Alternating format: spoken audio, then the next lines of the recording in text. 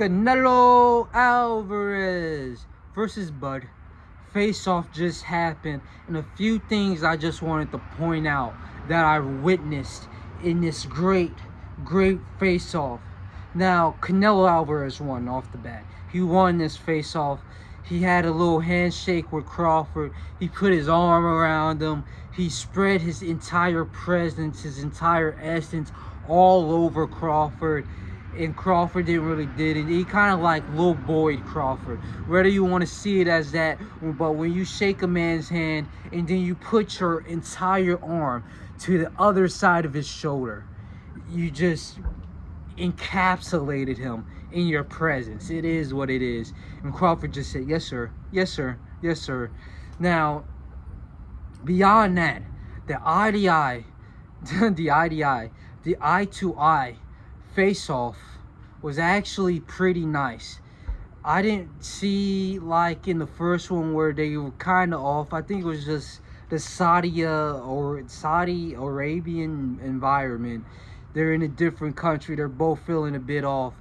But in this Las Vegas press conference, they're both more in their element. They're smelling the American air.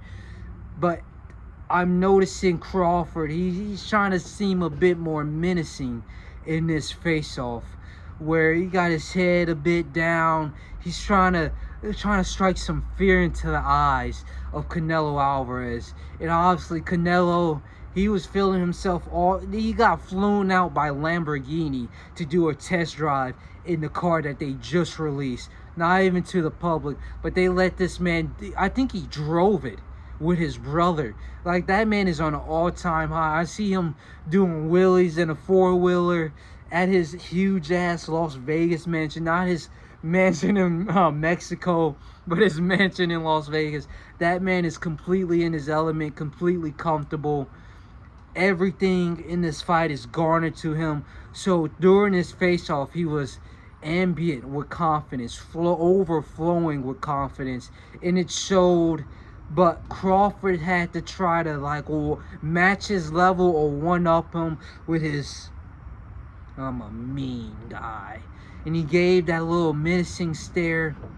But at the end of the day, I just feel as if Crawford's in the position to prove himself.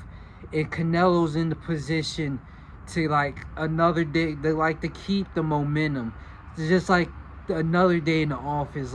He's just doing what he's supposed to, and that puts them at an uneven, one is looking up, one is looking down. Basically, they're uneven. They're at different levels, and Crawford has a lot to prove. And all this was gathered from the face-off, 100%. But just seeing these two fighters, I don't feel as if Crawford has the confidence right now. That is going, I was going to say it might change, but it is going to completely change once Crawford gets into the ring with Canelo. When he has to fight for his life, he is going to completely change that confidence. And then Canelo's is obviously going to bring that energy into the ring that he's already possessing. And so I just hope that all the press conference questions, all the bias of the media, the bias of the promoters, everything that's going against Crawford doesn't get carried into the ring when they are fighting, because that's seriously going to affect the whether or not Crawford goes for that extra punch, whether or not Crawford's a bit more hesitant, whether or not he's fearing the power. Because it's one thing to get hit hard, but it's another thing to get hard and then step away from the violence. Usually when Crawford gets hit hard, he's right there in front of your face. He wants more. He's going for war. He opens up that that berserker in him to just go all in. It doesn't matter. You hurt me, I'm going to hurt you more. And hopefully all of this press conference questions, all of this negative energy being sent at him doesn't affect him once he gets into the ring. So we'll see. Obviously, I mean, yes, you can.